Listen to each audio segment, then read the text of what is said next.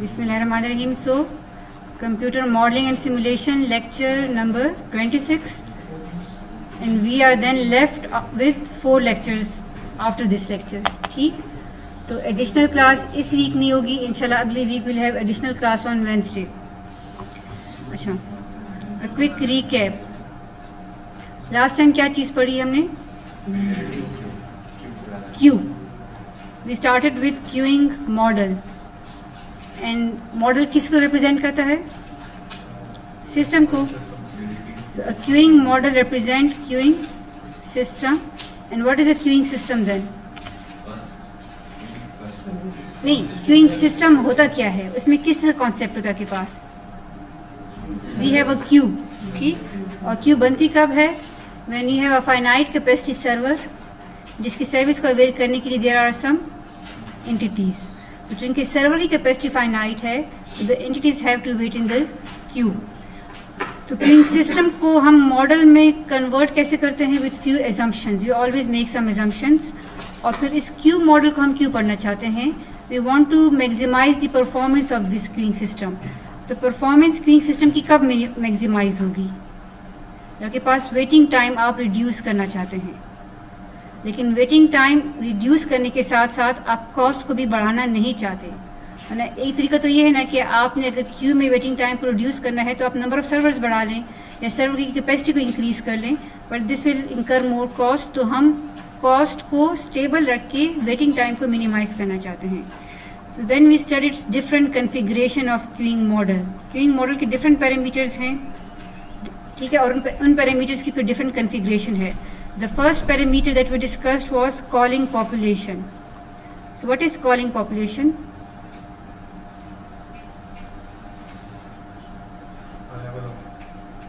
Calling population. Population means some क्या कहें? A collection of entities. Calling population, a list of all those entities who can avail the service in near future. यानी आपके जितने भी possible customers या entities हो सकते हैं, उन सब को कलेक्टिवली हम क्या कहेंगे? Calling population. ज़रूरी नहीं है कि वो फिर सब के सब एक्चुअली अवेल भी करें, but you expect them to avail this service, so that is called calling population.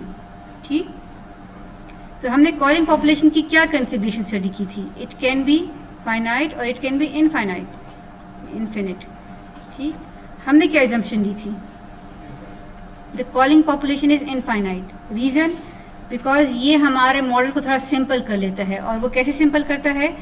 The calling population is infinite, so the arrival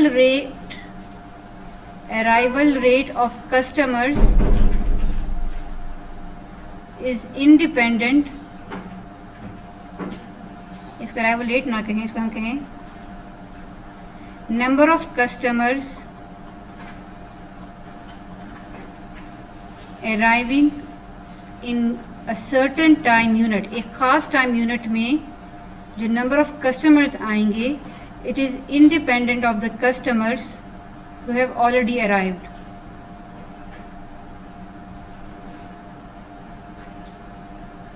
ठीक, बिकॉज चूँकि कॉलिंग पॉपुलेशन इनफाइनाइट है, तो ऑलरेडी चाहे जितने भी कस्टमर्स आ चुके हों, वो कॉलिंग पॉपुलेशन पे कोई इफ़ेक्ट नहीं डाल रहे.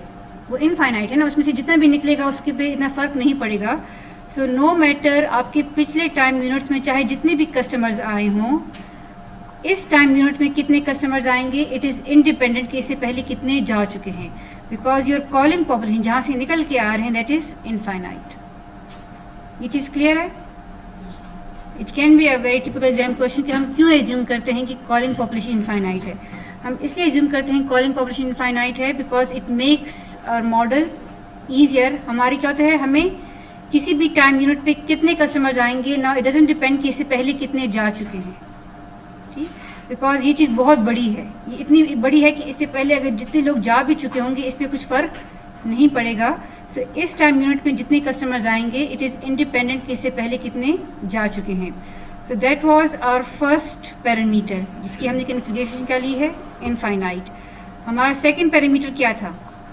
The pattern of arrival and service. Arrival pattern and service pattern आपके पास डिटर्मिनिस्टिक भी हो सकते हैं और स्टोकेस्टिक भी हो सकते हैं. ठीक, what is meant bye deterministic? Deterministic के केस में क्या होगा, हम बता सकते हैं एग्जैक्टली कि नेक्स्ट कस्टमर ने कब अराइव होना है, so the inter arrival time is determined. इसी तरह अगर सर्विस डिटर्मिनिस्टिक है तो हम बता सकते हैं कि इस नेक्स्ट कस्टमर पे एग्जैक्टली कितना टाइम सर्वर लगाएगा। But if it is stochastic, so we can not see for sure कि एक कस्टमर और दूसरे कस्टमर के दरमियान इंटर अराइवल टाइम क्या है, या एक कस्टमर पे सर्वर कितना टाइम गुजार रहा है। ठीक, सो हम किस कॉन्फ़िगरेशन को देखेंगे, स्टोकेस्टिक। ठीक है, we can not see for sure कि when the next customer is arriving, and we can not see for sure कि how much time the server will give to this particular customer. लेकिन again stochasticity के लिए हमें जब probabilities की बात करेंगे तो प्रोबेबिलिटी निकालने के लिए हमें कुछ ना कुछ इन्फॉर्मेशन गिवन होनी चाहिए, यानी किसी इन्फॉर्मेशन की बेस पे ही हम प्रोबेबिलिटी की बात करेंगे। और वो इन्फॉर्मेशन क्या होती है हमारे पास, हमें क्या चीज़ गिवन होती है, मीन अराइवल रेट जो कि हम लैम्डा से रिप्रेजेंट करते हैं, एंड हमें क्या चीज़ गिवन होगी, मीन सर्विस रेट जो कि हम किससे रिप्रेजेंट करेंगे, म्यू से। दीज आर मीन्स, मीन से क्या मतलब है कि ये एवरेजेस हैं जो कहाँ से आई होंगी, फ्रॉम द पास्ट ऑब्जर्वेशन या पास्ट एक्सपेरिमेंट से। तो इसके बेस पे फिर हम थोड़ा बहुत अंदाज़ा लगा सकते हैं कि इंटर अराइवल टाइम क्या हो सकता है और सर्विस टाइम क्या हो सकता है विद सर्टेन प्रोबेबिलिटीज़। ठीक, इसके अलावा हमने क्या डिस्कस किया था, हमने ये भी डिस्कस किया था कि ये लैम्डा एवरेज होता है। इसका एग्जैक्ट मतलब ये नहीं होता कि एक घंटे में एग्जैक्टली इतने ही आएंगे। सो if lambda is greater then mu, इसका क्या मतलब है, इससे पहले लेस देखते हैं। If lambda is less than mu, what does it mean, कि जिस रेट से कस्टमर्स आ रहे हैं, सर्विस उससे ज़्यादा स्पीड से कस्टमर सर्व हो रहे हैं, तो इन द लॉन्ग रन क्यू का साइज़ क्या होगा, कम पड़ेगा। ठीक, क्योंकि कस्टमर कम स्पीड से आ रहे हैं, सर्व ज़्यादा स्पीड से हो रहे हैं। तो हालांकि एवरेजेस है, ऐसे भी हो सकता है कि किसी एक ख़ास टाइम यूनिट में कस्टमर ज़्यादा आए और सर्व कम हो, तो उस केस में क्या होगा, क्यू का साइज़ बढ़ जाएगा। लेकिन चूँकि on the averages is less than mu, तो लॉन्ग रन में क्या होगा कि number of customers arriving per unit will be less than the number of customers being served. बात क्लियर है? एवरेज कम है, एवरेज कम होने का मतलब ये है कि ऐसे इंसिडेंट ज़्यादा होंगे जिसमें, ऐसे टाइम यूनिट ज़्यादा होंगे जिसमें कस्टमर्स कम आए होंगे स्पीड और सर्व ज़्यादा हो रहे होंगे। ठीक, और ऐसे टाइम यूनिट्स कम होंगे जिसमें कस्टमर ज़्यादा आए हों और सर्व कम हो रहे हों। तो इन द लॉन्ग रन आपके पास क्यू का साइज़ क्या होगा, श्रिंक करेगा।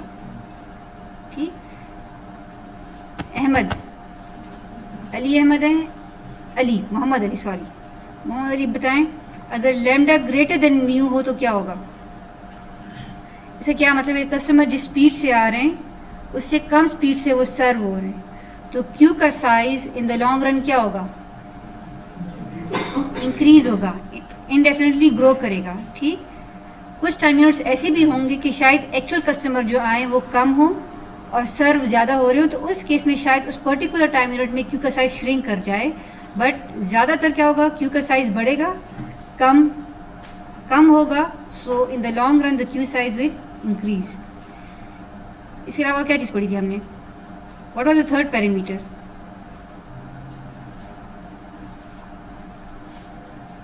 हमने कुछ कस्टमर का बिहेवियर भी पढ़ा था।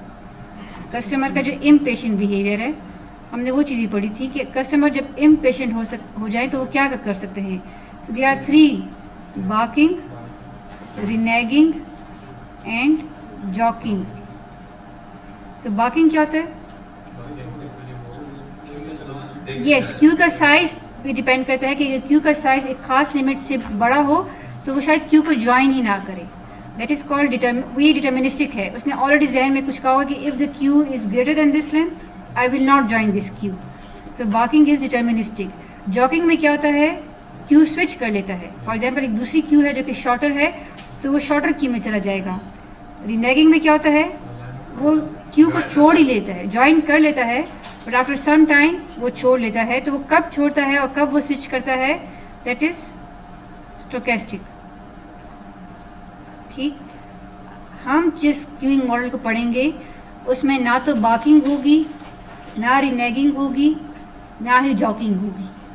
रीज़न क्या है? बिकॉज जो क्यू को हम इन्फिनिट कंसिडर करेंगे, हम कहेंगे कि क्यू का साइज़ इन्फिनिट है, और नहीं सॉरी ये रीज़न नहीं, क्यू का साइज इन्फिनिट है, उसमें बस हम इम्पेशेंट बिहेवियर को इग्नोर करेंगे। So once a customer join the queue, जब तक वो सर्व नहीं होगा तब तक कि वो क्यू वो सिस्टम से नहीं निकलेगा। तो बात क्लियर है? हम जो क्यूइंग मॉडल पढ़ेंगे उसमें ना ही तो कस्टमर अगर वो अराइव करता है सिस्टम में तो सर्व होके ही सिस्टम से निकलेगा। ठीक है, तो इन तीनों बिहेवियर को हम सिर्फ फॉर द पर्पस ऑफ वो पढ़ रहे हैं कौन कौन से बिहेवियर हो सकते हैं। लास्ट चीज़ हमने क्या डिस्कस की थी?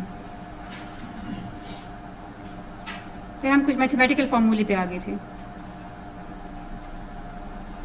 मैथमेटिकल फार्मूला वाज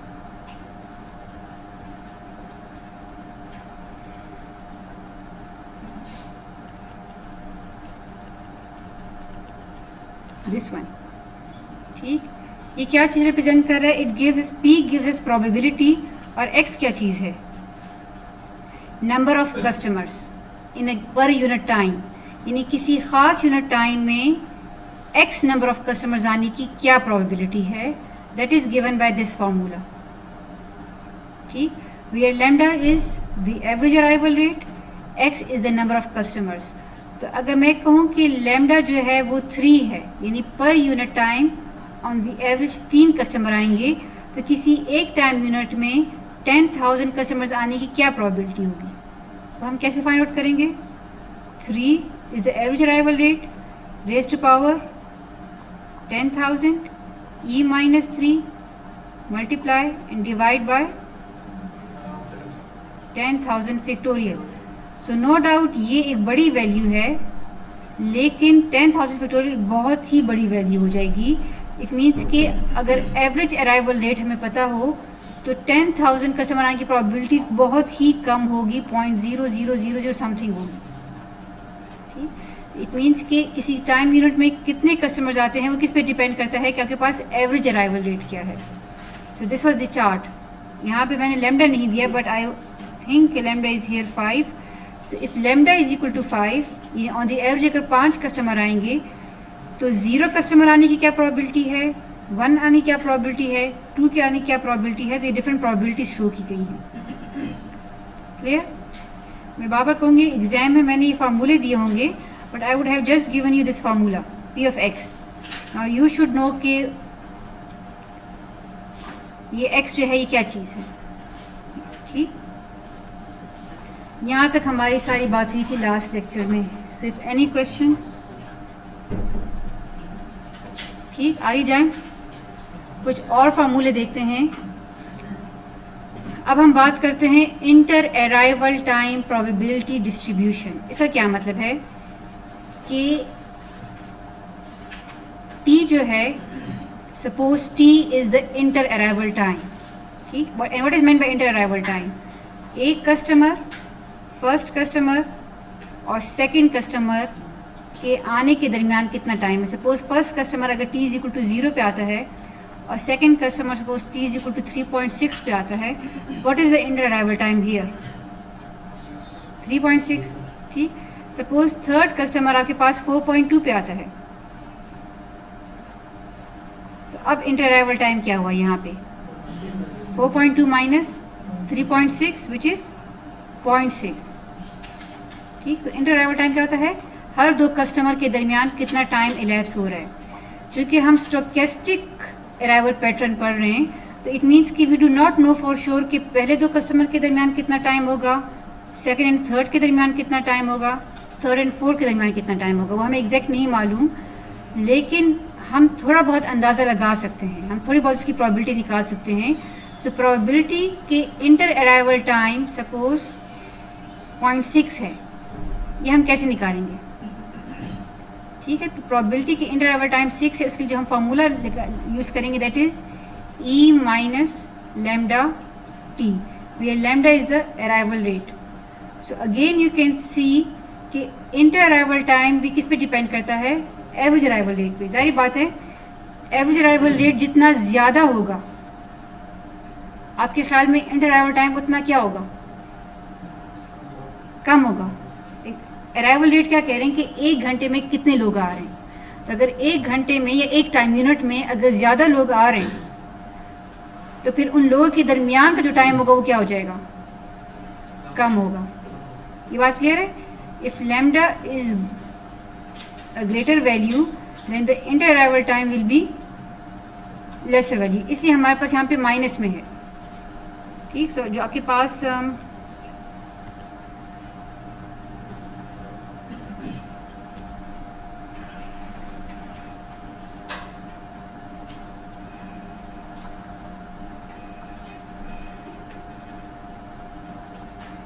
अगर हम इसको P कहें और इसको T कहें तो ये T क्या चीज़ है, इंटर अराइवल टाइम। यहाँ पे हम इंटर अराइवल टाइम की डिफरेंट वैल्यूज़ देंगे। सपोज़ इंटर अराइवल टाइम की 0.1 होने की प्रोबेबिलिटी हम मैप करेंगे, इंटर अराइवल टाइम होने की 0.2 की क्या प्रोबेबिलिटी है, इंटर अराइवल टाइम की 0.3 की क्या प्रोबेबिलिटी है, एंड सो ऑन। और यहाँ पे हम उनकी प्रोबेबिलिटी को मैप करेंगे तो आपके पास एक्सपोनेंशियली इस तरह बनेगा, because P of T is equal to E minus lambda T। ठीक, सो इट मीन्स कि इसकी प्रोबेबिलिटी किस पे डिपेंड कर रही है, लैम्डा पे डिपेंड कर रही है। लैम्डा वेरी करने से आपके पास inter arrival time, for example एक लैम्डा है 4 का क्या मतलब है कि पर यूनिट टाइम कितने कस्टमर्स आएंगे, 4। तो जब लैम्डा 4 हो तो T के 2 होने की प्रोबेबिलिटी ज़्यादा होगी, या अगर लैम्डा 2 हो तो T के 2 होने की प्रोबेबिलिटी ज़्यादा होगी। 4 का क्या मतलब है कि 4 कस्टमर पर यूनिट टाइम आ रहे हैं। तो अगर एक यूनिट टाइम में 4 कस्टमर आ रहे हैं तो ऑन दी एवरेज उन चारों के दरमियान डिस्टेंस कितना होगा पर यूनिट टाइम ना। अगर यूनिट टाइम हम 1 कंसिडर करें तो अगर एक यूनिट टाइम में 4 आ रहे हैं तो हर 2 के दरमियान ऑन दी एवरेज कितना टाइम आ सकता है, 0.25 ही आ सकता है ना, 0.25 0.25 0.25 0.25 ऑन दी एवरेज। तो 1 टाइम यूनिट में 4 कस्टमर आ गए। ठीक, ऑन दी एवरेज 2 है पॉइंट, तो वी से कि 0.25 हो सकता है। तो T के 2 होने की प्रोबेबिलिटी यहाँ पे क्या होगी। और अगर हम कहें कि लैम्डा 2 है, यानी एक टाइम यूनिट में 2 ही कस्टमर आ सकते हैं, तो क्या उन दोनों के दरमियान 2 टाइम यूनिट गुजर सकते हैं, उसके चांसेस कम होंगे। यहाँ पे चांसेस कम होंगे, यहाँ पे चांसेस फिर भी ज़्यादा होंगे। कहने का क्या मतलब है कि इंटर अराइवल टाइम किस पे डिपेंड करता है, लैम्डा पे डिपेंड करता है। क्लियर ये चीज़। हम प्रोबेबिलिटी की बात कर क्यों रहे हैं, बिकॉज अब हम लोग करेंगे क्या, ये जो हम सिमुलेशन करेंगे, सिमुलेशन का क्या मतलब है कि हमने एक्सपेरिमेंट करना है। ठीक, बेस्ड ऑन सम इंफॉर्मेशन। तो हमारे पास इस एक्सपेरिमेंट में होगा क्या, हम 1 बाय 1 कस्टमर को सिस्टम में इंट्रोड्यूस करेंगे। हम कहेंगे पहला कस्टमर इस टाइम पे आया, फिर सेकंड कस्टमर इस टाइम पे आया, थर्ड कस्टमर इस टाइम पे आया। पहले कस्टमर पे सर्वर ने इतना टाइम गुजारा, सेकंड पे इतना टाइम गुजारा, तो शायद कुछ कस्टमर्स को क्यू में वेट करना पड़े। तो इस सारे सिस्टम को हमने सिमुलेट करना है। ठीक, जो हमने सिमुलेट करना है, इट मीन्स कि कस्टमर्स के दरमियान जो टाइम है, जो इंटर अराइवल टाइम है, वो हमने जनरेट करना है। फर्स्ट कस्टमर और सेकंड कस्टमर के दरमियान कितना टाइम होना चाहिए, सेकंड और थर्ड के दरमियान कितना टाइम होना चाहिए। ये वैल्यूज़ सेम नहीं हो सकती। सेम क्यों नहीं हो सकती, बिकॉज रियल लाइफ में ये वैल्यू सेम नहीं होती। ठीक, हम रियल लाइफ को सिमुलेट करना चाहते हैं, तो ये वैल्यूज़ हम खुद से जनरेट करेंगे। खुद से कैसे जनरेट करेंगे, रैंडम नंबर जनरेट करेंगे। ठीक, तो रैंडम नंबर जनरेट करने के लिए वी शुड नो कि what is the underlying probability distribution. याद है मॉन्टे कार्लो में हमने क्या कहा था, तो जब भी हम रैंडम नंबर जनरेट करते हैं पता होना चाहिए कि what is the underlying probability distribution. तो यहाँ पे वो अंडरलाइंग प्रोबेबिलिटी डिस्ट्रीब्यूशन क्या है, एक्सपोनेंशियल है, दैट इज़ नॉट यूनिफॉर्म। ठीक, तो हम लोग करेंगे क्या, जब हम इसका कोड लिखेंगे या एल्गोरिथम लिखेंगे, तो आप फॉर एग्जांपल अगर पाइथन यूज़ करें या C++ यूज़ करें तो उनके प्री डिफाइंड फंक्शंस को कॉल करेंगे। फॉर एग्जांपल पाइथन में अगर numpy का पैकेज है तो शायद उसमें आप यूज़ करें random dot exponential, it's a pre defined function. इसको आप लैम्डा प्रोवाइड कर देंगे। ठीक है, for example lambda is equal to 3। ये फंक्शन क्या करेगा, ये आपको एक टाइम की वैल्यू जनरेट करके दे देगा।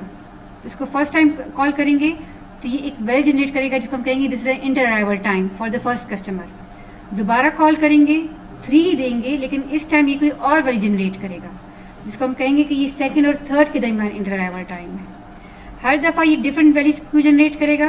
Because it's a random number generator. लेकिन उन वैल्यूज़ का भी कोई ख़ास रेंज होगा। इट्स नॉट कि वो कोई भी वैल्यू हो सकती है। वो वैल्यू किस पे डिपेंड करेगी?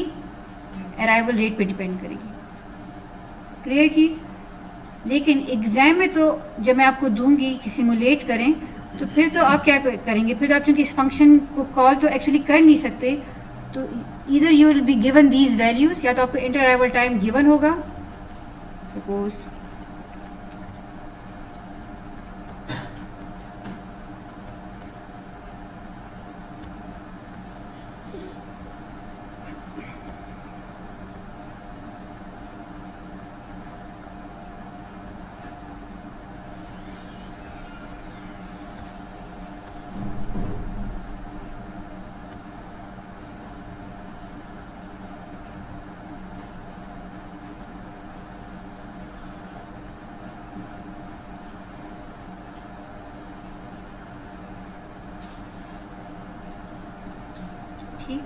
you can see कि this is the inter arrival time x.43।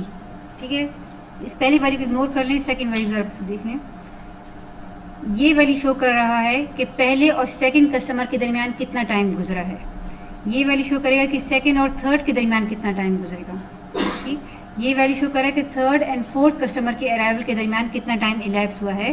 तो ये values these are random values जो कि उस फंक्शन ने जनरेट की हैं। ठीक है, लेकिन एग्ज़ाम पॉइंट ऑफ व्यू से ये वैल्यूज़ आपको या तो दी गई होंगी या फिर आप ख़ुद से एज्यूम कर सकते हैं, बट खुद से एक्सपोनेंशियल डिस्ट्रीब्यूशन को वो फॉलो करता है नहीं करता।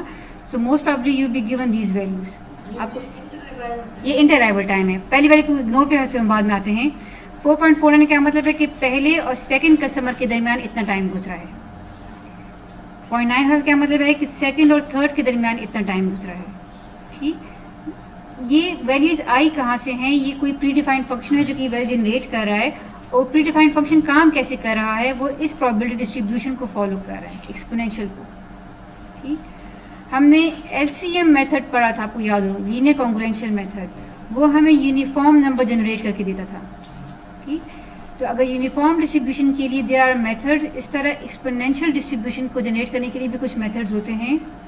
इसी तरह नॉर्मल डिस्ट्रीब्यूशन को जनरेट करने के लिए भी कुछ मेथड्स होते हैं। इफ़ यू आर इंटरेस्टेड तो मैं वो स्लाइड शेयर कर लूँगी, बट वो उनका ताल्लुक प्रोबेबिलिटी से ज़्यादा है। ठीक, for example box Muller method जो है, ये क्या करता है? ये नॉर्मल डिस्ट्रीब्यूशन के अंदर नंबर जनरेट करता है। ये बात क्लियर है कि हम प्रोबेबिलिटी की बात क्यों कर रहे हैं यहाँ पे? हम इसलिए कर रहे हैं बिकॉज हम सिमुलेशन में जो इंटर अराइवल टाइम जनरेट करेंगे वो based on certain probability generate करेंगे।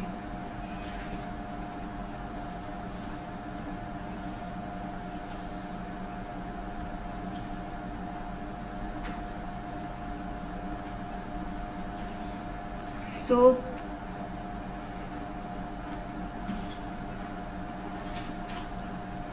अगर मैंने निकालनी है कि इंटर अराइवल टाइम अगर लैम्डा 3 है तो इंटर अराइवल टाइम की 0.3 होने की क्या प्रोबेबिलिटी है, तो how would I put in this formula? Probability कि इंटर अराइवल टाइम 0.3 है, it is equal to E minus 3 multiply 0.3। This will give you the probability. ठीक, क्योंकि ऑब्वियसली 0.3 की ज़्यादा होगी, बिकॉज 0.33 अगर इंटर अराइवल टाइम होगा तब लैम्डा इज इक्वल टू 3 के चांसेस होंगे। Same is the case for the service time. यहाँ पे हम क्या कह रहे हैं कि इंटर अराइवल टाइम की क्या प्रोबेबिलिटी है, एक ख़ास इंटर अराइवल टाइम की क्या प्रोबेबिलिटी है? It depends on the arrival rate. अगर मैं कहूँ कि एक ख़ास टाइम के सर्विस होने की क्या प्रोबेबिलिटी है, फॉर एग्जाम्पल क्या प्रोबेबिलिटी है कि एक कस्टमर पे, पहले कस्टमर पे सपोज सर्वर 0.3 टाइम यूनिट गुजारता है, it is equal to E minus mu T, where mu is the average service rate. तो सर्विस टाइम की प्रोबेबिलिटी को निकालने के लिए हम यहाँ पे सर्विस रेट यूज़ करेंगे, और इंटर अराइवल टाइम की प्रोबेबिलिटी निकालने के लिए हम यहाँ पे लैम्डा यूज़ करेंगे। ठीक, इस सेंटेंस का क्या मतलब है? what is the probability that a customer will be served for 0.3 time unit, ठीक, a particular customer. इसका क्या मतलब है, what is the probability कि दो कस्टमर के दरमियान, दो ख़ास कस्टमर के दरमियान, दो उनके दरमियान इंटरवल टाइम होने की probability 0.3 है. तो हम बार बार इनको कॉल करेंगे फॉर डिफरेंट कस्टमर्स. आदिल, ये नहीं समझ, ठीक. तो ये क्या फार्मूला है, अगर किसी ख़ास पर्टिकुलर टाइम की प्रोबेबिलिटी अगर हम इस फार्मूले से निकाल रहे हैं, ठीक है, सर्विस टाइम की एक वैल्यू होने की प्रोबेबिलिटी अगर ये है, तो सर्विस टाइम की एक रेंज में होने की प्रोबेबिलिटी क्या होगी. ये क्या चीज़ शो कर रहा है, व्हाट इज़ द प्रोबेबिलिटी कि जो सर्विस टाइम है सपोज वो बिटवीन 0.1 एंड 0.3 है. अब हम किसी एक वैल्यू की बात नहीं कर रहे, बल्कि हम एक रेंज की बात करें कि एक कस्टमर पे क्या प्रोबेबिलिटी है कि सर्वर 0.1 से लेकर 0.3 का टाइम यूनिट गुजारेगा. तो उसके लिए फिर हम ये फार्मूला यूज़ करेंगे, ठीक. तो यहाँ पे हम क्या पुट करेंगे, E minus suppose mu is 3, T one आपके पास क्या हो गया 0.1 माइनस ई, फार्मूले में चेक करना पड़ेगा, in this is 0.3 something. But usually हम एक स्पेसिफिक टाइम की बात करते हैं कि एक स्पेसिफिक टाइम के सर्विस टाइम होने की कितनी प्रोबेबिलिटी है. So we use this formula, ये वाला. अच्छा, the other configuration is queue pattern. ये हम लोग ऑलरेडी पढ़ चुके हैं कि क्यू से किस ऑर्डर में एक कस्टमर सर्व होता है. तो यूजुअली जो ऑर्डर हम फॉलो करते हैं that is first in first out. जो पहले आएगा क्यू में वही पहले सर्व होगा. लास्ट इन फर्स्ट आउट में क्या होगा, जो लास्ट में आएगा वो पहले सर्व होगा. तो सम वे में भी कुछ ऐसी सर्विस शायद हों जहाँ पे हम जो लास्ट में आए उसको पहले सर्व कर दें, ठीक, which is usually a stack, ठीक. सर्विस इन रैंडम ऑर्डर में क्या होता है कि क्यू में आप रैंडमली किसी को भी पिक करके उसको सर्व कर सकते हैं. प्रायोरिटी क्यू में क्या होता है कि आपने तमाम कस्टमर्स की प्रायोरिटी सेट की होती है और सर्व आप पहले किसको करेंगे जिसकी प्रायोरिटी हाईएस्ट होगी. तो यूजुअली जो हम इस कॉन्फ़िगरेशन में पढ़ेंगे that is first in first out, ठीक. Just for the sake of knowledge and understanding, priority queue में समटाइम्स क्या होता है कि suppose there are different entities, suppose A की प्रायोरिटी 4 है, ए की 1 है, ए की 3 है, ए की 2 है. हाईएस्ट प्रायोरिटी सपोज 4 है, तो कौन सा सर्व होगा 4. अब जब 4 सर्व हो रहा है और इस दौरान में अगर 5 आ जाता है तो क्या होगा. There are 2 techniques, one is preemptive and other is non preemptive होता है. प्रीएम्प्टिव में क्या होगा, एज द नेम इंडिकेट्स, इस 4 वाले को मिड सर्विस ही सर्वर से हटा के 5 वाले की सर्विस शुरू हो जाएगी, ठीक. जबकि नॉन प्रीएम्प्टिव में क्या होगा, 4 को हम कहेंगे कि आप अपनी बारी कंप्लीट कर लें, after it service is over ये चले जाएंगे सिस्टम से और फिर अब किसकी बारी आएगी, 5 की आएगी. तो कब कौन सी टेक्निक अप्लाई करनी है ये डिपेंड करता है कि हम किस सिनेरियो में कर रहे हैं. तो ऑपरेटिंग सिस्टम यूजुअली क्या होता है, प्रीएम्प्टिव कब फॉलो होता है, जब आपके पास कोई हार्डवेयर इंटरप्ट आ जाता है which has the highest priority. तो कोई प्रोसेस रन हो रहा है और कोई इशू हो जाता है हार्डवेयर का, तो आपका वो प्रोसेस हटा के ऑपरेटिंग सिस्टम पहले आपके हार्डवेयर इंटरप्ट को आंसर करेगा, ठीक.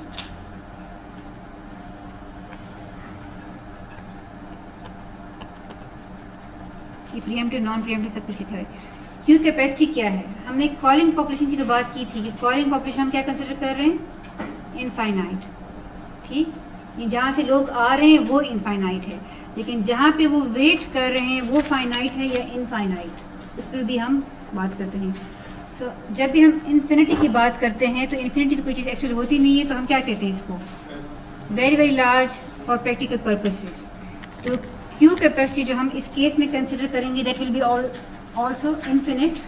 रीज़न क्या है, that makes the assumptions, that makes our model easier. हमें क्यू कैपेसिटी को मेंटेन, हमें क्यू का साइज़ याद रखने की ज़रूरत नहीं है. तो क्यू कहाँ पे इन्फिनिट हो सकती है, फॉर एग्जांपल हमने बात की थी जैसे कॉल सेंटर को आप कॉल करते हैं, so every caller will be put on hold. Hold का क्या मतलब है, उसको क्यू में रखा गया है ना कभी तो उसकी बारी आ ही जाएगी. कभी आपने ऐसे नहीं कॉल किया और आपको डायरेक्ट डिस्कनेक्ट कर दीजिए कि नहीं भाई आप होल्ड भी ना करें, ठीक। So queue size is infinite in that case. अब typical exam question is Kendall's notation. हमने क्यूइंग मॉडल की डिफरेंट कॉन्फ़िगरेशंस देखी हैं। कॉलिंग पॉपुलेशन फाइनाइट इनफाइनाइट हो सकती है, ठीक। सर्विस और अराइवल पैटर्न आपके पास स्टोकेस्टिक डिटरमिनिस्टिक वगैरह हो सकते हैं। नंबर ऑफ सर्वर्स आपके पास वेरी कर सकते हैं, क्यू का साइज़ वेरी कर सकता है, कॉलिंग पॉपुलेशन। तो किसी भी क्यूइंग मॉडल यानी हम किस क्यू मॉडल किस पैरामीटर को यूज़ करें, किस कॉन्फ़िगरेशन को यूज़ करें, उसको रिप्रेजेंट करने के लिए जो नोटेशन हम यूज़ करते हैं that is called Kendall's notation. So हम 5 चीज़ें इसमें लिखते हैं लाइक दिस। फर्स्ट ए, इसकी जगह हम कुछ लिखेंगे। ये क्या चीज़ शो करेगा कि आपका जो service A shows the inter arrival distribution जो है, प्रोबेबिलिटी डिस्ट्रीब्यूशन, वो क्या है, ठीक। हमने क्या कहा था कि इंटर अराइवल प्रोबेबिलिटी डिस्ट्रीब्यूशन क्या होगा, बताएं। What was the probability distribution for the inter arrival time? E minus lambda T, and this E क्या मतलब होता है, एक्सपोनेंशियल। तो हमारे इंटर अराइवल की प्रोबेबिलिटी डिस्ट्रीब्यूशन क्या थी, एक्सपोनेंशियल थी, यूनिफॉर्म तो नहीं थी ना, ठीक। इसी तरह सर्विस टाइम जो सेकंड पैरामीटर है वो किसको शो करेगा कि सर्विस टाइम क्या है। सर्विस टाइम भी हमने क्या लिया था, वो भी एक्सपोनेंशियल था, ठीक। तो जब एक्सपोनेंशियल प्रोबेबिलिटी डिस्ट्रीब्यूशन होगी तो उसको हम रिप्रेजेंट करेंगे एम से।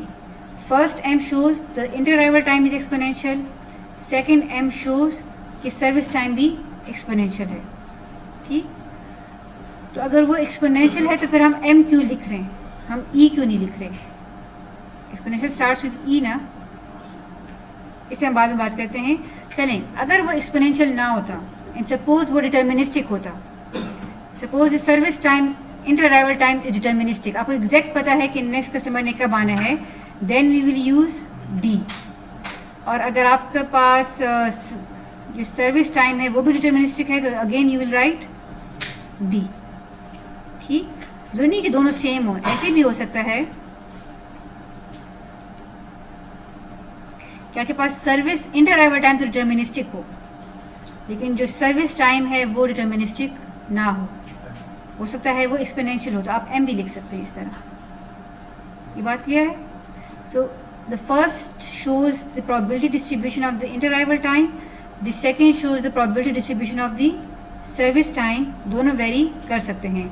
D is for deterministic, M is for exponential, why M उस पर हम बाद में बात करते हैं। And if you are not sure exactly कि कौन सी प्रोबेबिलिटी डिस्ट्रीब्यूशन यूज़ हो रही है तो उसको जेनेरिक लिखने के लिए हम क्या यूज़ करते हैं, जी। सो जी का क्या मतलब होगा कि इंटर अराइवल टाइम किसी प्रोबेबिलिटी डिस्ट्रीब्यूशन को फॉलो कर रहा है but you do not know, service time generic you do not know. तो क्या क्या हम यूज़ कर सकते हैं, D for deterministic, M for python और exponential, G for general. Clear चीज़? जो थर्ड पैरामीटर है C, it represents the number of servers. हम कितने सर्वर को एज्यूम करेंगे, हमने क्या कहा था कि हम एक ही सर्वर को एज्यूम करेंगे। तो फिलहाल की जो हमारी कैंडल्स नोटेशन है वो क्या है, m/n/1। आपका इंटर अराइवल टाइम भी एक्सपोनेंशियल है, आपका सर्विस टाइम भी एक्सपोनेंशियल है, आपके नंबर ऑफ सर्वर्स कितने हैं, 1, ठीक। अगर नंबर ऑफ सर्वर्स ज़्यादा होंगे, सपोज देयर आर 3 सर्वर्स, यहाँ पे आप क्या लिखेंगे, 3। What does the N represent? जो फोर्थ पैरामीटर है, it represents the queue capacity. So if the queue capacity is 100 तो यू विल राइट 100, ठीक। और के क्या रिप्रेजेंट कर रहा है, कॉलिंग पॉपुलेशन का size. So suppose the calling population is 10,000 people, then you will write here 10,000। तो इस तरह हम कैंडल्स नोटेशन के थ्रू अपने क्यूइंग मॉडल को रिप्रेजेंट करते हैं। हम क्या कर रहे हैं, हमारे केस में क्या है, inter arrival time is exponential, service time is exponential, number of servers is 1, Q capacity हमने क्या एज्यूम की थी अभी यहाँ पे, इनफाइनाइट, ठीक। इसी तरह हमने कॉलिंग पॉपुलेशन का एज्यूम किया है, इनफाइनाइट। जब इनफाइनाइट होते हैं तो हम उनको लिखते ही नहीं है। So the Kendall notation that we are going to use is m1। सब इनफाइनाइट नहीं है, मतलब ये तो जी यस तो मैं पेपर का एग्जैक्ट क्वेश्चन होगा नहीं, आप सर्विस टाइम को तो इनफाइनाइट नहीं कर सकते, ठीक है, सर्विस प्रोबेबिलिटी डिस्ट्रीब्यूशन को इनफाइनाइट नहीं कर सकते. So the question that usually I ask is why do we use this notation for our queueing model. हम MM1 क्यों लिखते हैं? हम MM1 इसलिए लिखते हैं because M represents exponential distribution, तो हमारी सर्विस टाइम भी एक्सपोनेंशियल है, सॉरी इंटर अराइवल टाइम भी एक्सपोनेंशियल है, हम सर्विस टाइम को भी एक्सपोनेंशियल कंसिडर करेंगे और हम एक सर्वर को कंसिडर करेंगे. हमारी क्यू साइज भी इनफाइनाइट है और हमारी कॉलिंग कोएफिशिएंट भी इनफाइनाइट है, इसलिए हम MM1 को यूज़ करेंगे. जी जी कुछ नहीं होगा, लेकिन मैं आपको M का मतलब समझा दूँ कि M का क्या मतलब है, ठीक है. M हमने खास रीज़न के लिए यूज़ किया है. चलिए अगर मैं आपको ये लिखूँ कि इसका क्या मतलब है, D/G/2/10/20 अराइवल टाइम नहीं, arrival inter arrival time probability distribution, ठीक. Inter arrival time probability distribution deterministic है, यू नो फॉर श्योर कि नेक्स्ट कस्टमर ने कब आना है. सर्विस टाइम डिस्ट्रीब्यूशन जेनेरिक है स्टोकेस्टिक, आपको नहीं पता, लेकिन कौन सी प्रोबेबिलिटी डिस्ट्रीब्यूशन है वो भी आपको नहीं पता, ठीक. 2 है, 2 सर्वर्स हैं, 10 है और 20 इज द, ठीक. अब बात करते हैं कि हम M क्यों लिखते हैं. सो M stands for Markov, Markov है, मार्कोव नहीं, मार्कोव, ठीक. आप लोगों ने हिडन मार्कोव मॉडल्स अगर कहीं पे सुने हो मशीन लर्निंग में, या आपने मार्कोवियन प्रॉपर्टी कहीं पे सुनी हो, कभी वैसी किसी ब्लॉग में अगर नजर गुजरू, ठीक है. मार्कोव प्रॉपर्टी किसे कहते हैं? It's a memory less property, यानी एक मार्कोव प्रॉपर्टी आपको ये कहता है, सिर्फ सुने, जिनको समझ आती है अच्छी बात, जिनको नहीं आती बस रहने दें, लेकिन सिर्फ सुन लें. कल कोई आपसे इंटरव्यू में पूछे, कहीं पूछे कि what is Markov property. So your future state is independent of your present state, that is Markov property, ठीक. फ्यूचर पे आप कहाँ लैंड करेंगे, इट इज़ इंडिपेंडेंट कि आप करंटली कहाँ पे हैं, दैट इज मार्कोव प्रॉपर्टी, जिसको हम मेमोरी लेस भी कहते हैं. यानी हमें फ्यूचर पे जाने के लिए प्रेजेंट को स्टोर करने की ज़रूरत नहीं है, या हम प्रेजेंट पे अगर हैं तो हमें पास्ट को याद करने की ज़रूरत नहीं है, ठीक. एक्सपोनेंशियल जो इंटर अराइवल टाइम को जब हम एक्सपोनेंशियल करते हैं और सर्विस टाइम को जब हम एक्सपोनेंशियल करते हैं, तो बेसिकली वो मार्कोव प्रॉपर्टी को फॉलो करता है, ठीक. वो मार्कोव प्रॉपर्टी को क्यों फॉलो करता है? क्योंकि कॉलिंग पॉपुलेशन इनफाइनाइट है, कितने कस्टमर्स मुझसे पहले गए हैं, मेरा इंटर अराइवल टाइम इस पर डिपेंड नहीं कर रहा. इस फलां कस्टमर पे कितना टाइम सर्वर लगाएगा, इस पे डिपेंड नहीं करा कि पिछले कस्टमर पे सर्वर ने कितना टाइम लगाया है. तो अगर ये बात समझ में आई है तो गुड, नहीं समझ आई तो बस सिंपल ये कहें कि जब भी एक्सपोनेंशियल डिस्ट्रीब्यूशन होगी इंटर अराइवल की और सर्विस की, तो ई की जगह हम लिखेंगे M. क्लियर? बस ई नहीं लिखना, M लिखना है. चलें अभी थोड़ा सा टॉपिक मज़ीद पढ़ते हैं, या तो आप दरमियान में ब्रेक लें या फिर आगे पढ़ते हैं. आधे घंटे ठीक, तो 4:45 बजे हम स्टार्ट कर लेंगे और 15 मिनट पढ़ लेंगे. 10 मिनट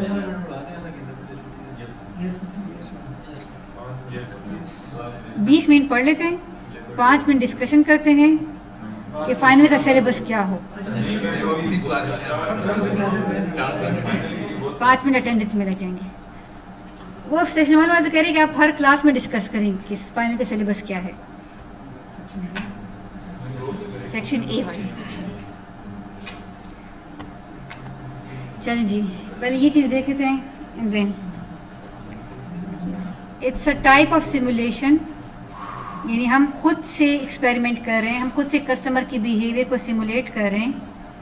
लेकिन ये जो सिमुलेशन है दैट इज़ कस्टमर सेंट्रिक, यानी हमारा फोकस किस पे है, हर कस्टमर पे इंडिविजुअली है. ठीक, इसके बाद हम पढ़ेंगे इवेंट बेस्ड सिमुलेशन, जिसमें हमारा फोकस कस्टमर पे नहीं होता, इवेंट्स पे होता है. और वो इवेंट्स क्या हो सकते हैं, किसी भी क्यूइंग मॉडल की इवेंट क्या है, या तो क्यू में कस्टमर आ रहा है या क्यू से कस्टमर जा रहा है. So the two events that can occur in any queuing model is arrival and departure. तो इवेंट बेस्ड मॉडल में क्या होगा, हमारा फोकस अराइवल्स एंड डिपार्चर्स पे होगा. हर कस्टमर की अराइवल एंड हर कस्टमर की डिपार्चर, लेकिन इन दोनों को हम इंडिविजुअली अलग अलग ट्रीट करेंगे.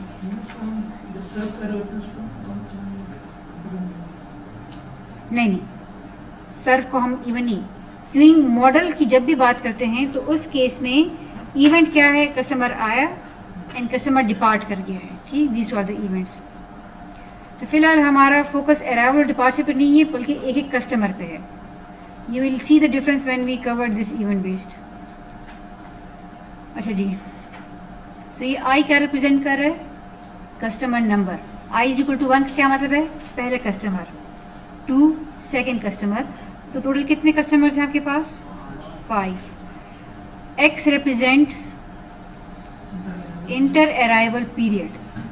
ठीक, सो पहले कस्टमर के लिए इंटर अराइवल पीरियड का क्या मतलब होगा. फिर सेकेंड कस्टमर की हमें समझ आती है. अगर सेकेंड कस्टमर के लिए इंटर अराइवल टाइम 4.49 लिखा हुआ है, इसका क्या मतलब है कि पहले और दूसरे के दरमियान इतना टाइम गुजरेगा. तीसरे के लिए अगर हम 0.95 लिख रहे हैं, इट मीन्स कि दूसरे और तीसरे के दरमियान इतना टाइम गुजरेगा. पहले कस्टमर के 0.43 का क्या मतलब है, यस, आपकी सिमुलेशन स्टार्ट हुई है t इज इक्वल टू 0 पे, लेकिन उसी टाइम पे कस्टमर नहीं आया. आपके पास पहला कस्टमर कब आया है, t इज इक्वल टू 0.43 पे. तो पहले कस्टमर का इंटर अराइवल टाइम क्या हो गया, 0.43. Clear. First customer. Second customer अब कब आ रहे हैं, फर्स्ट और सेकेंड के दरमियान इंटर अराइवल टाइम क्या है, 4.49. तो ये किस टाइम पे पहुंचेगा फिर, 4.49 प्लस 0.43, ये इसका अराइवल टाइम हो जाएगा. ठीक, क्लियर है चीज़.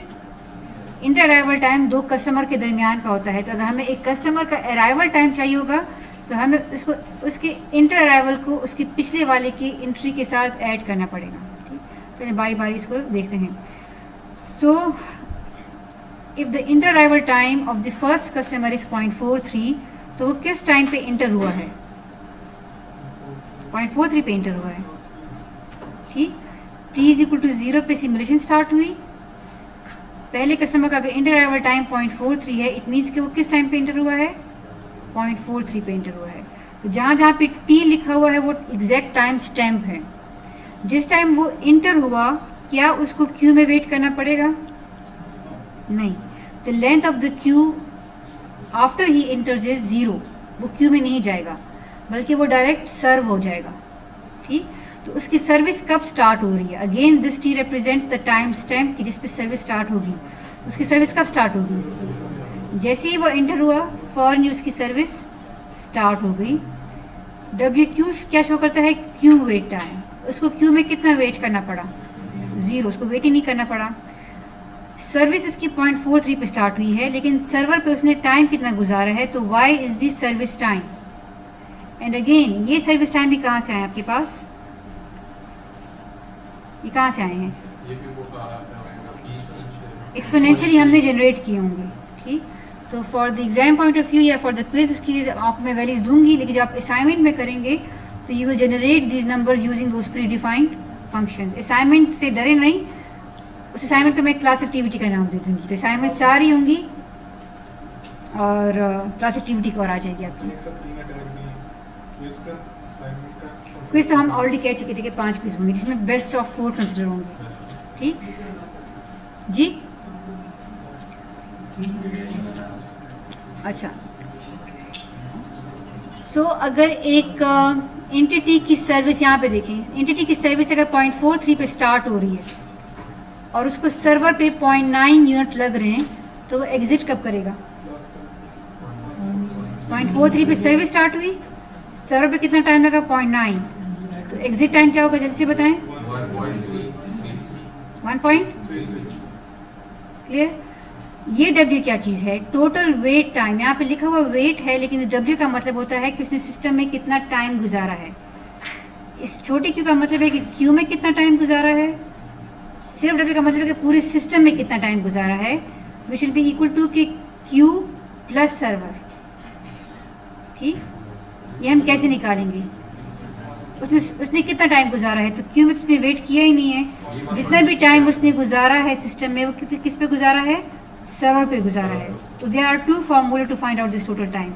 या तो आप क्यू की वेटिंग टाइम को ऐड कर लें सर्विस टाइम के साथ, या फिर आप उसके एग्जिट टाइम को माइनस कर लें एंट्री टाइम के साथ। तो इतना टाइम उसने सिस्टम में गुजारा होगा। कितना टाइम गुजारा उसने? 0.9। ठीक, हम मेन इंटरेस्ट इस चीज़ में है, वेटिंग टाइम में।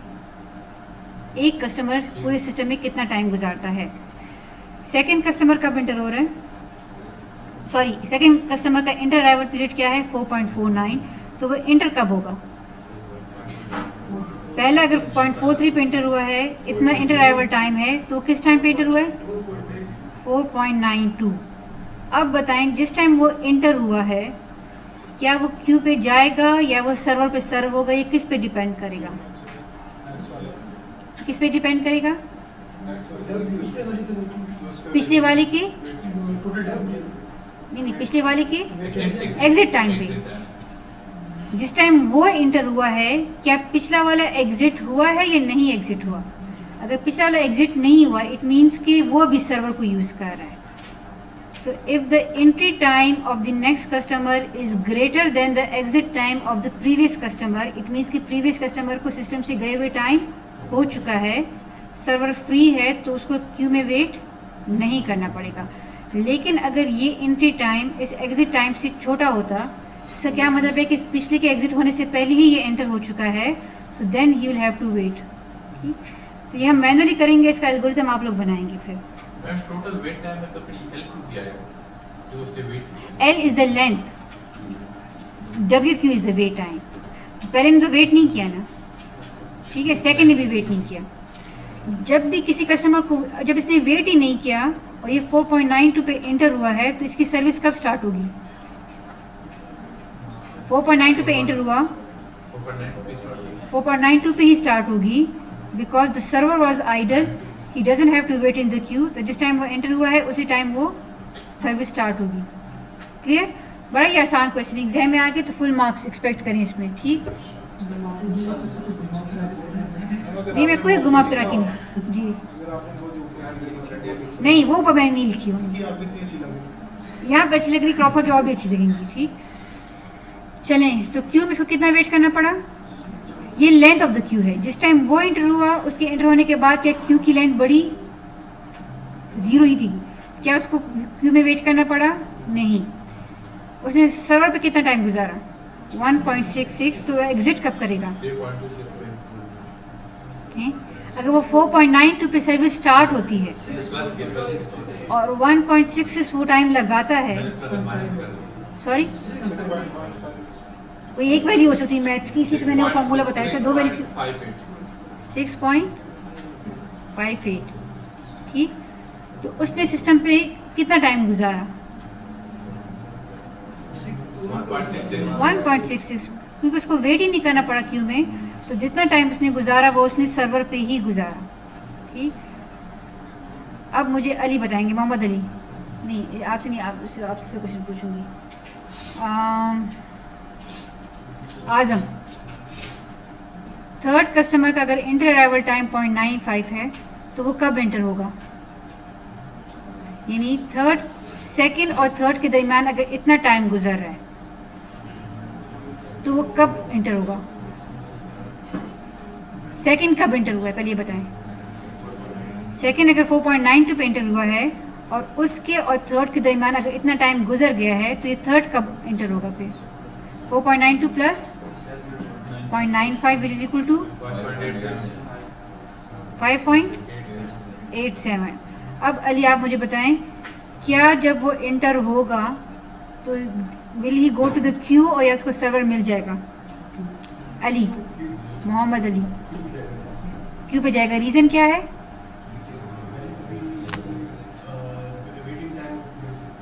किसका वेटिंग टाइम पूरा नहीं हुआ? किस क्यू का वेटिंग टाइम तो कस्टमर गुजारता है क्यू में। देखें, थर्ड कस्टमर कब इंटर हुआ है? 5.87 पे। जैसे ही वो इंटर हुआ है, उसको सर्वर आइडल मिलेगा या नहीं मिलेगा, वो किस पे डिपेंड कर रहा है कि पिछले वाला ने सर्वर को फ्री किया है या नहीं। तो किस टाइम एंटर हुआ है? 5.87। पिछला वाला कब एग्जिट कर रहे हैं? 6.58। इट मीन्स कि it's still busy on the server, so the length of the Q will be 1। ठीक, उसको क्यू में जाना पड़ेगा। क्यू में जब जाएगा तो उसको कितना वेट, उसकी सर्विस कब स्टार्ट होगी? 6.58 पे ही। जैसे ही पिछले वाला एग्जिट करेगा, हम एज्यूम करें कि कोई डिले दरमियान में नहीं है, माइक्रो एंड कोई सेकंड दरमियान में नहीं गुजरा, तो जैसे ही पिछले वाले ने एग्जिट किया, इसकी सर्विस स्टार्ट हो गई। ठीक, जब इसकी सर्विस स्टार्ट होगी तो इसने वेट कितना किया है? इंटर 5.87 पे हुआ था, सर्विस स्टार्ट 6.58 पे हुई है, तो कितना वेट किया इसने? 0.71। क्लियर ये चीज़? इतने पे एंटर हुआ, इतने पे सर्विस स्टार्ट हुई, तो दरमियान में वो कहाँ रहा? क्यू में रहा। ठीक, एग्जिट कब किया उसने? अब दो फार्मूले हो सकते हैं, कोई भी। सर्विस स्टार्ट कब हुई है? 6.58 पे। इतने पे उसकी सर्विस स्टार्ट हुई है, जैसी सर्विस स्टार्ट हुई है 0.02 तक वो सर्व होता रहा, तो एग्जिट कब हुआ है वो? 6.6 पे। क्लियर? उसने सिस्टम पे कितना टाइम गुजारा? दो फार्मूले हैं, waiting time in the queue plus this which is 0.73, या exit time minus entry time which will also be 0.73। ठीक, आगे इसको खुद फिल करें and then we will end the class. जल्दी से दो रोज फिल करें। नहीं, दो रोज फिल करें। जब तक सब ने ये वैल्यूज नहीं लिखी होंगी क्लास खत्म नहीं होगी। और अगली क्लास में आने से पहले इसका एल्गोरिथम सोच के आए। क्विज तो खैर अगली वीक होगा, हमारी क्लास होगी इंशाल्लाह परसों।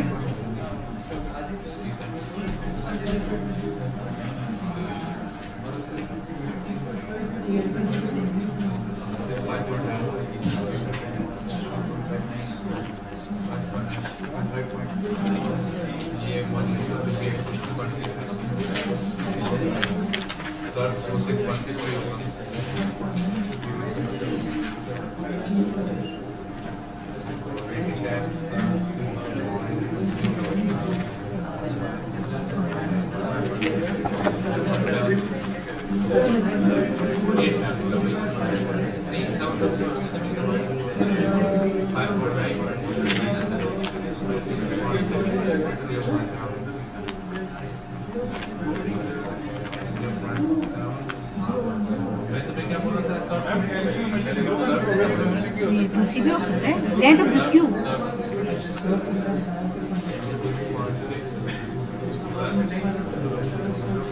शायान रसूल अटेंडेंस, शायान आए हुए?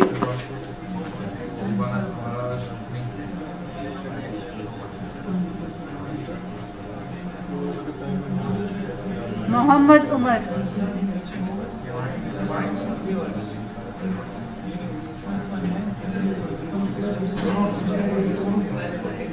अहमद मुश्तबा,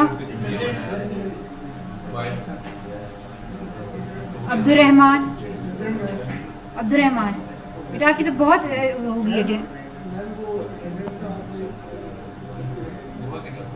बाद में डिस्कस करते हैं।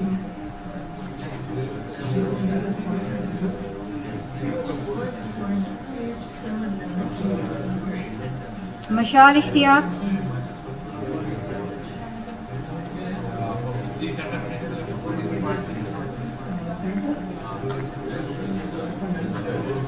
अजीम अहमद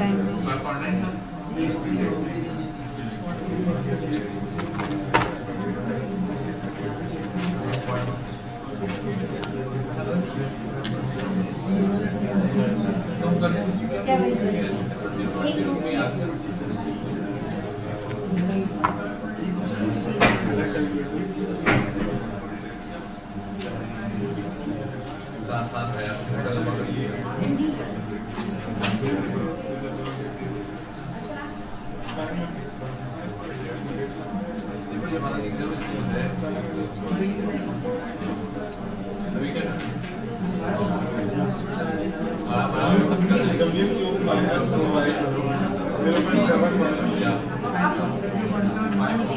किस टाइम पे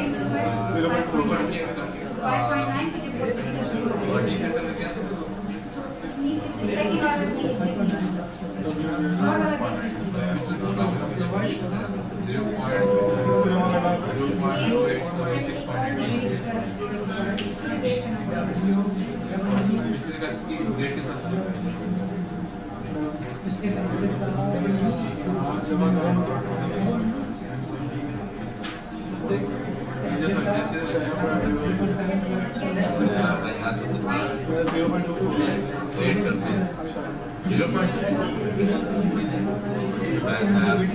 सब कुछ बता दिया